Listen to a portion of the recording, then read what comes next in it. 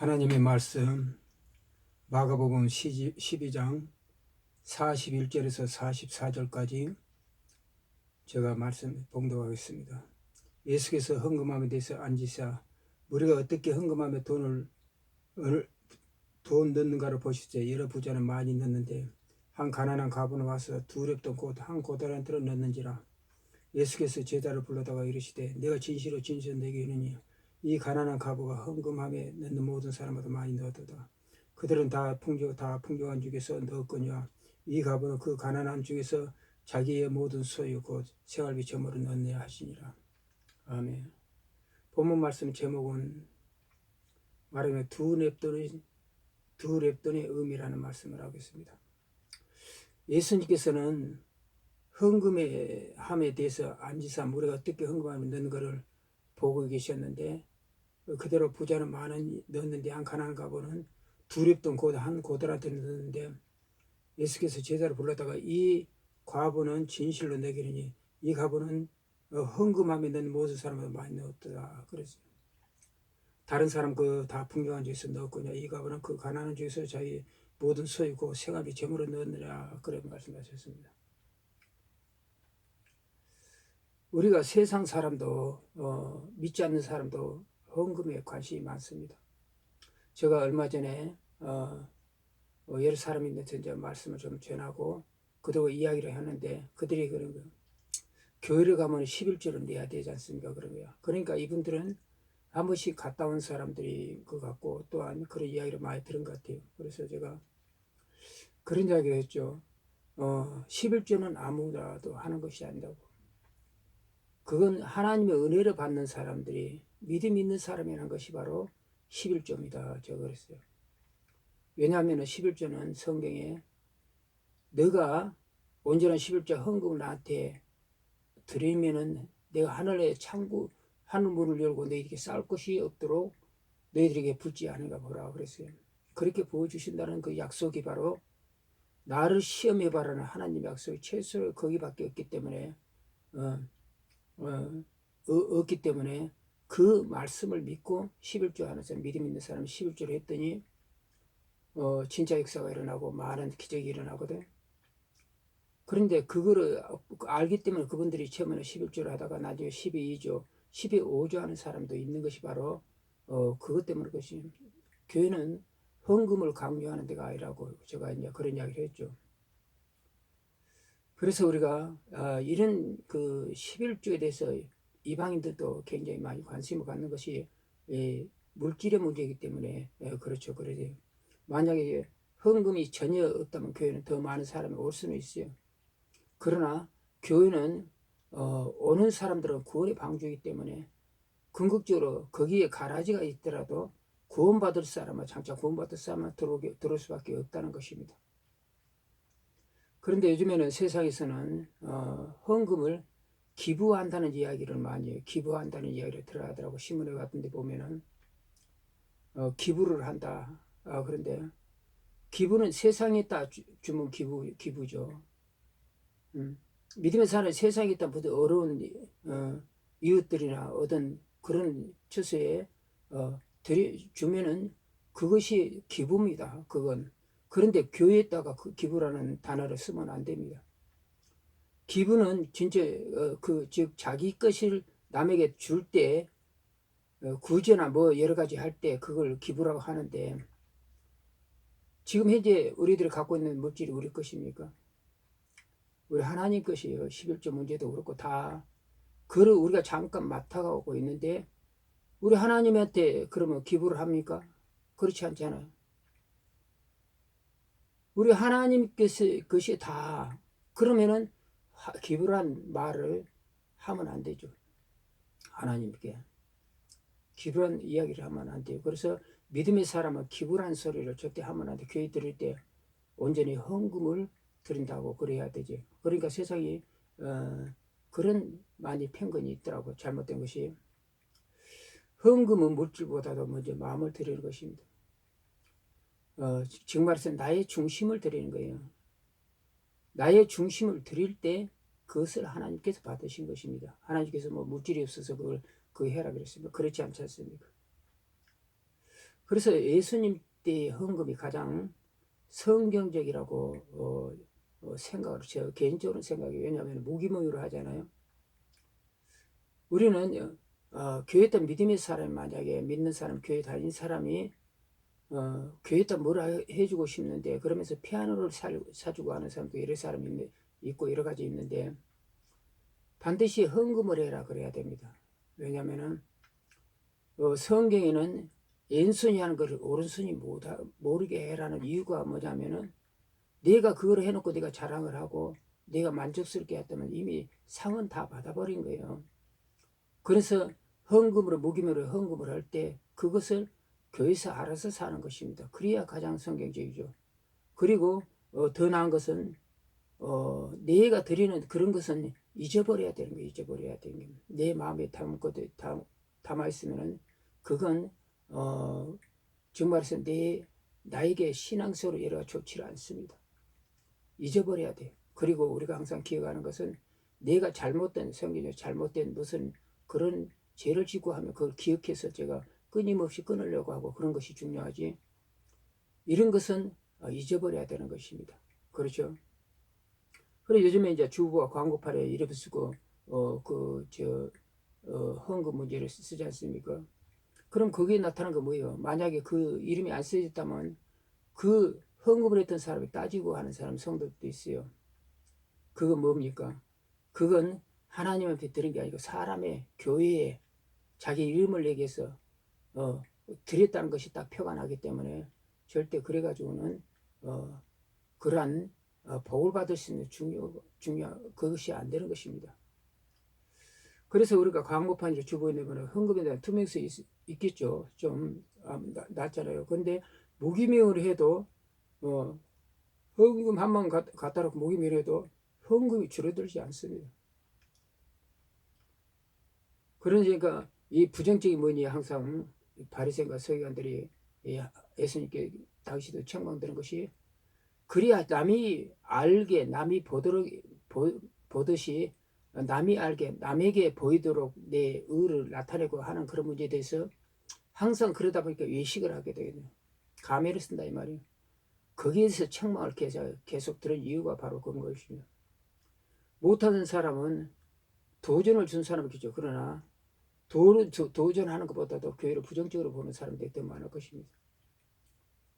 교회가 완전히 돈장치만 하고 이렇게 하는 것 같다, 그러한 생각이 되겠죠. 두렙돈의 의미는, 두렙돈은 노동자의 하루 임금이었던 노마 데나리오 64분의 1 가치했다고 그래요. 그래서 과거의 믿음 속에는 하나님에 대한 확실한 믿음에 대한 신뢰가 있었어요. 이분은 분명히.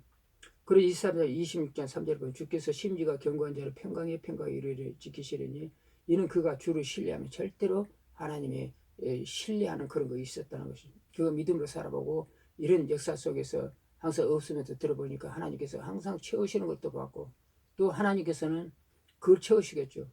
과거는 이것이 다 하나님께서 채우실 걸 믿는 믿음이 있었다는, 말씀의 체험이 있었다는 것입니다. 이 과거는 일을 할 때는 믿음 속에는 말씀이 있고 기도가 있습니다. 과부는 영적으로 오직 우리 하나님만, 우리 주님만 의지하는 사람의 과부는 영적으로 오직 그 사람이 과부입니다. 믿는 사람이, 믿음의 사람도 오직 주님만 의지하고 바라보는 사람이 과부입니다. 과부는 주님께서 돌봐주지 않으면 안 될 사람이에요. 그래서 신명기 10장 18절은 고아와 과부를 위해 신원하시며 나그네를 사랑하시는 식물과 의복을 주시나니 그랬습니다. 시편 68편 5절에는 그 거룩한 저서에 계신 하나님은 고아의 아버지시며 과부 재판자이시라 그랬어요. 지금 시대에 왜 한국교회는 왜 부흥회를 하면 사람이 모이지 않고 또 평신도가 오지고 목사만 오고, 그죠? 좀 몇 명씩 오겠죠, 평신도도. 그런데 헌금이 많이 나와졌는가, 우리가 그걸 한번 생각을 해보겠습니다. 한국교회에 부흥이라는 것은 영혼을 살리는 데 목적이 있습니다. 첫째, 상처를 치유하고 영혼을 살리고 회복시키는 데 목적이 바로 부흥의 목적이에요. 부흥의 목적. 그런데 지금 많이 변질이 돼가지고 기복신호가 헌금을 강조하는 그러한 일이고 황당한 설교를 하는 분들이 들어있어요. 많이 있어요. 변질이 됐다는 것이죠. 변질이. 그래서 현재 헌금을 많이 받는 강사가 인류 강사 대접을 받습니다. 사실은. 그래서 수양관이나 기도원 같은 데서 그런 사람 이름이 딱 리스트로 딱 올라가지고 그런 사람이 위주로 초빙을 많이 하죠. 헌금이 많이 나오니까. 이것은 공공연한 비밀입니다. 이 말을 하는 것은 한국교회 썩은 부부를 드러내고 부흥하는 것을 하고자 해서 하는 것입니다. 제가 그들에게 거기 있는 뭐 비판을 하고 싶은 생각은 없어요. 항상 사람이 있는 인간이 있는 데는 부정부패가 있기 마련이고 어떤 조직이든지 항상 그게 있기 때문에 제가 이제 한번 이거를 한번 이야기를 해보는 거죠. 그렇죠? 그래서 이야기를 해본 거지 제가 거기에 대해서 뭐 비판하고 싶은 생각 없어요. 스스로 자정을 하면은 그런 걸 하면은 궁극적으로 그것이 회복이 되고 그런 것이 자정이 되면은 사람이 많이 모일 것입니다. 부흥회가 끝나면 많은 성도가 시험에 상처를 받는다 그래요.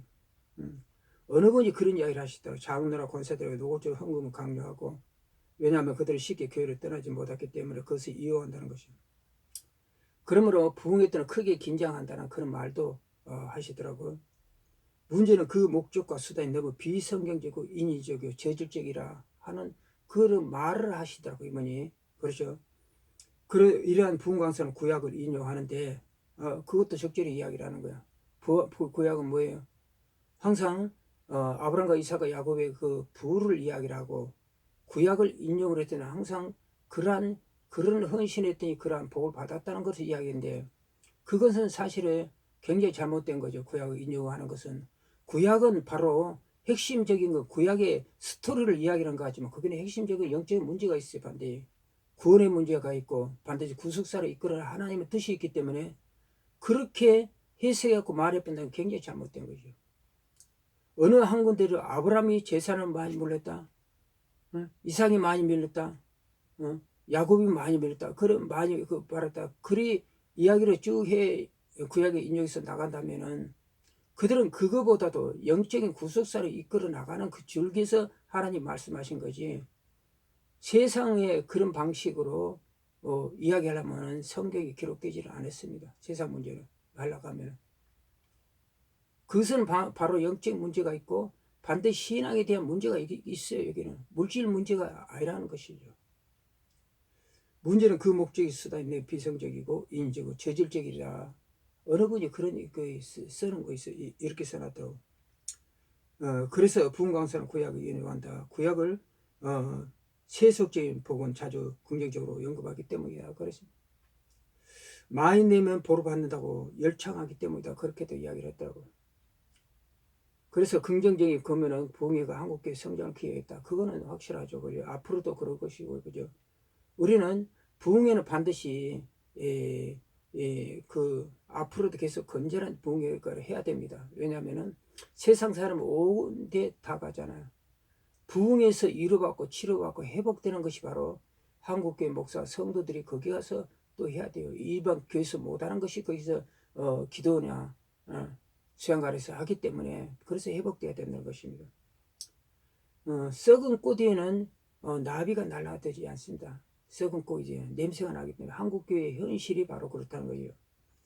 그래서 부흥사는 애줄타기 하는 사람 같다는 거예요. 하나님과 세상 사이에서 그렇지. 헌금을 강조하는 부흥사 기도원 원장이나 그저 기도 원장도 노골적으로 그런 이야기를 하잖아요. 노골적으로. 얼마에 제가 여기 이 사이트는 목사님들 아니면 안 보기 때문에 제가 이 말을 하는 것입니다. 일반 사람들 세상 사람 보지 않기 때문에 하는 거예요. 그래서 우리는 헌금을 강조하는 부흥사나 기도원 원장이 되지 말라는 거죠. 거짓 선지가 되지 말라는 것입니다. 하나님이 버림하고 반드시 심판이 있어요. 나더러 주여 주여 하는 자마다 다 천국에 들어갈 것이 아니요 다만 하늘에 계신 아버지 뜻대로 하는 자가 들어가게 되리라. 반드시 심판이 있기 때문에 우리는 한국교회에서 이걸 개혁을 해야 됩니다. 그래서 우리는 처음 사랑했지 말이죠. 예수 그리스도 구속의 사랑 그 하나만 가지고도 우리는 모든 것을 포기할 수 있을 정도로 엄청난 우리의 주님의 은혜를 받았고 사랑받았지 않습니까? 그러므로 초심을 들어가요. 돌아가자는 것입니다. 그런데 부정적으로 이걸 지금 한국교회는 다 알고 있어요. 기도원도 다 알고 있고 한국교회 수양가도 다 알고 있어요. 모르는 사람이 있을까? 없어요. 응? 그런데 행동은 하지는 않죠. 행동을 왜냐면은 헌금이 있으니까 그 강사도 줘야 되고 또 그런 운영의 기도원이나 그런 데는 다 운영이 나가니까 큰 교회는 뭐 그 안 해도 되지만은 음, 헌금을 강요하지 않는 교회 기도원 같은 데가 한두 곳이 나타나는 말이에요. 제가 아는 목사님도 자기가 속해 있는 그 이야기를 한 거 보니까 헌금에 대해서 절대 그 이야기를 하지 않는데 헌금에 대해서 그 비슷하니 그런 설교도 하지 자기 기도는 안 한다 하더라고. 그러니까 어떤 문제가 생기냐 성도들은 굉장히 많아졌대. 굉장히 많아졌어요.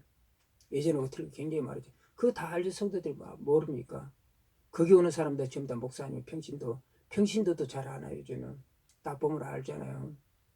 그러니까 자동적으로 오는 거예요. 왜냐하면은 그 목사들도 수양가나 기도가 그런 회복을 해야 되고 영적으로 회복돼야 되고 치유받아야 되고 응답받아야 되고 여러 문제가 있기 때문에 반드시 수양관이나 기도원 같은 게 필요합니다. 우리나라에 부흥에 일조하는 것이 바로 수양관이나 기도원이 있기 때문에 기도가 쌓이고 기도에 불이 붙어 있기 때문에 되는 거지. 일반 교회에서만 가지고는 안 되는 것이에요.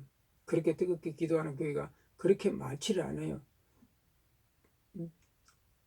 물론 뜨겁게 기도하는 교회가 있습니다. 그러나 전국에 분포되어 있는 이러한 기도원이나 수양가 같아서 더 열정적으로 뜨겁게 기도하고 응답을 받는 역사가 있어야 돼요. 계속 치유도 받아야 되고 회복도 해야 되기 때문에 그래서 거기는 제가 아는 목사님이 거기 섬기는 분이 있는데 이야기를 들어보니까 이제 헌금에 대해서는 절대 이야기를 하니까 사람들이 많이 모인다 그런 이야기를 하더라고요. 이러면 되는 것입니다. 우리가 항상 인간은 항상 얻은 이런 부분적으로 부족한 거 많이 있기 때문에 반드시 일이 나가면 되는 거예요. 우리가 잘못되면 바로 회복하고 그거 회개하고 돌이켜서 온전히 사람들이 많이 모일 수 있도록 회복시키도록 이 본질의 부흥의 본질을 벗어나지 않도록 본질에 딱 맞는 그런 걸 하도록 그렇게 해야 된다고요. 그 기도원이나 교회 같은 데서도 수없이도 거짓 선지자에서 이야기를 많이 하고 하는데 그걸 완전히 양심이 마비 화인이 맞는 것 같이 그런 상황이 돼버렸어요. 지금 상황 자체가 그걸 깨닫지 못해요. 그렇게 많은 이야기를 해도 그걸 깨닫지 못해요. 그래서 우리가 이건 바람적인 일이다 그렇게 생각하는 것입니다. 그래서 더욱 이런 기도원이나 그 많을 때 교회 자체는 헌금을 그렇게 강요를 안 하죠. 자체 내에서는 그러나 굉장히 많은 부담을 갖고 있어요. 그런데 그렇게 교회에서만 강사의 그 인위적이나 그 기도원이나 그 원장들의 인위적으로 그런 강제되는 헌금 이런 문제 때문에 상처받는 사람 수없이도 많지 않습니까? 사실 우리는 반드시 이 문제는 하나님께서 짚고 넘어간다고 생각을 해요. 저는 이 문제는 거기에 실족하고 상처하는 사람들이 굉장히 많기 때문에 반드시 이 문제는 장차 그 사람이 하나님 앞에 가면 그 반드시 이 문제는 짚고 나가죠. 자기 문제뿐만 아니라 남을 그렇게 했으니까 그걸 목사의 안수를 받고도 그런 행동을 한 거는 하나님께 짚고 넘어간다고 저는 생각을 하고 있습니다. 요즘에는 우리는 영적인과 육적인 일을 한번 우리가 보겠습니다. 복음 시대에서 우리에게 성경을 주셨기 때문에 복음 시대 지금 복음 시대에 성경을 주셨기 때문에 예언이나 방언, 병 고침은 은사는 끝났다고 말하는 사람들이 있어요. 이런 이는 신비한 체험이라고 말을 하는 사람들이 있습니다. 목사들이 있어요. 그래서 제가 이 문제를 갖다가 이제 살짝 한번 해보는 것입니다. 그런데 이 말은 누가 도대체 하고 나왔는가 모르겠어요. 저는 무슨 복음적인 일이 예언, 방언, 병고침, 은사는 끝났다고 언제 뭐 끝나고 있습니까? 끝난 게 보입니까? 있습니까? 응?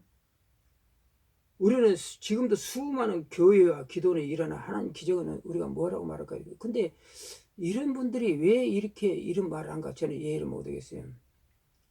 지금 현재도 그런 기도원이나 교회에서 나타나고 있는데 성도들에게는 성도들은 하나님의 영, 성령이 계시기 때문에 하나님의 은사가 있기 때문에 항상 그런 역사가 일어나고 지금도 방언도 많이 하고 예언도 많이 하고 병고침도 많이 하고 하는데 왜 이런 문제가 이런 말을 하는 사람들이 있더라고요. 보니까 고린도서 2장 13절에 보니까 우리가 세상의 영을 받지 않고 오직 하나님으로부터 온 영을 받았으니 이는 우리로 하여금 하나님께서 우리에게 은혜를 주신 것을 알게 하려 함이라 그랬어요. 알게 하려 함이라. 우리에게 이것을 말하거니와 사람이 지혜가 가르치 말로 하지 아니고 오직 성령께서 가르친 것을 하여 영적인 일은 영적으로 분별하느냐 그랬어요. 그런데 고린도서서 2장 14절에 보니까 육에 속한 사람은 하나님의 성령의 일을 받지 아니하나니 이는 그것들이 그들에게는 어리석게 보이며 또 그는 그것을 알 수도 없나니 그러한 일은 영적으로 분별해야 되기 때문이다. 그러면서 은사는 여러 가지나 은사는 여러 가지나 그죠? 은사는 여러 가지나 성령은 같고 은사는 여러 가지나 성령을 갖고 그래 직분은 여러 가지나 주는 것 같으며 또 사역은 여러 가지나 모든 것이 모든 사람 가운데서 이루시는 하나님 같으니 각 사람에게 성령이 나타내시면 유익하게 하려 함이라.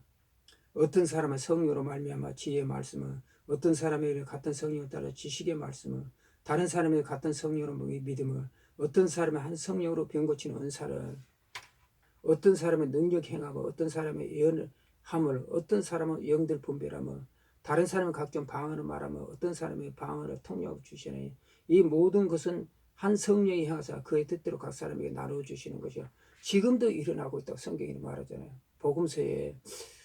그래서 우리가 이런 말을 하는 사람들이 어째서 이런 말을 갖다가 지금 우리나라에는 이런 황당한 이야기들이 막 돌출해서 뛰어나고요. 마치 어떤 사람들이 한 건을 딱 잡으려 하는 것 같지. 그런 식으로 하는 거예요. 그런 식으로 인기몰이를 하려고 하는 것 같지. 그러다 보니까 아무 생각 들으니 거기서 딱 걸려고 잡혀가지고 그거 선포하고 거기 그걸 선포하게 되고 이런 사상을 받아버리는 거예요. 이것이 전부 다 악한 영이 하는 거 아시겠습니까? 악한 영이 사단이 하는 거예요. 눈앞에 있는 것도 보지 못해. 성경이 기록된 것도 보지 못하는 거예요. 우리는 지금 시대는 어떤 방식으로도 미혹된 자들이 미혹해 하는 자들이 그런 선지자들이 많이 나왔거든. 절대 우리는 거기에 빠져들 만합니다. 지금 시기는 마지막 시대지 않습니까?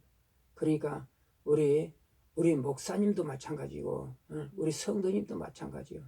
영적으로 다 깨어 있어가지고 절대 이런 자들은 발도 붙이지 못할 한국교회에 그렇게 강하게 우리는 깨어 있어서 그들을 갖다 절대 변질되지 않도록 해야 된다는 것입니다. 결론은 우리는 헌금은 마음을 드린 것이에요. 그리고 자기 하는 것을 잊어버리는 것입니다. 헌금이란 거 원래 그래요. 자기가 잊어버려. 그러나 자기가 옳다는 거 잊어버리고 자기 죄를 기억해서 끝까지 그걸 끊어야 되는 것입니다. 그러죠. 왼손이 하는 것을 오른손이 못하게 하고 모르게 하고 오른손이 하는 거 왼손이 모르듯이 자기의 그 모습을 올바르게 조금 했다고 하나님 뜻대로 했다는 것은 자기는 잊어버리고 나중에 궁극적으로 우리 주님이 기억하시는 것이에요. 내가 기억하면 그 상급은 없어져 버려요. 어떤 일을 했더라도 생명을 주더라도 없어져 버린 것입니다. 하나님 앞에 성령을 바쳤더라도 없어져 버려요. 그것은 기억하지 않는다는 것이 아니죠. 그리고 또한 붕사와 원자가 세상과 하나님 사이에 방황하지 말고 하나님을 택하는 것입니다. 우리 주님을 택해 주님의 뜻에 또 해라는 것이에요. 정신을 차려라는 것입니다. 정신을 차려라는 것입니다. 한마디 말해서 그렇죠. 정신을 차려야 돼요. 미혹이란 거 참 희한하더라고. 그러니까 미혹에 있는 악한 영이 씌어버리니까 그런 말들을 하고 있는 거. 지금 현재 이단들이 온갖 그 말을 다 하고 있는데 미혹에 있는 악한 영이 씌어버리니까 그걸 못하는 거예요. 누구도 그러니까 깨어있지 않으면 큰일 나는 거죠. 지금 시대.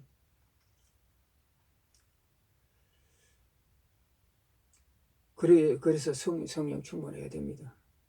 성령 받지 못한 사명을 우리는 감당할 수가 없어요. 하나님이 불쌍히 여겨 주시라고 궁울하신가 인자심을 대서 저를 불쌍히 해주시옵소서. 불쌍히 해서 이 시대에 꼭 깨어 계시고 미혹의 영에 넘어가지 않게 하옵소서 하는 그런 간절한 우리 기도가 있어야 됩니다. 이 땅의 영적 대각성 운동이 저는 불기를 간절히 소원하고 있습니다. 그래서 하늘의 불같이 큰 성령의 그 역사가 일어나서 모든 사람들이 회개하고 돌이켜서 더욱 교회가 부흥하고 이 나라 교회가 세계 열방을 감당할 수 있는 그런 귀한 사역을 감당할 수 있도록 우리는 주의 삼창으로 간절히 기도하겠습니다.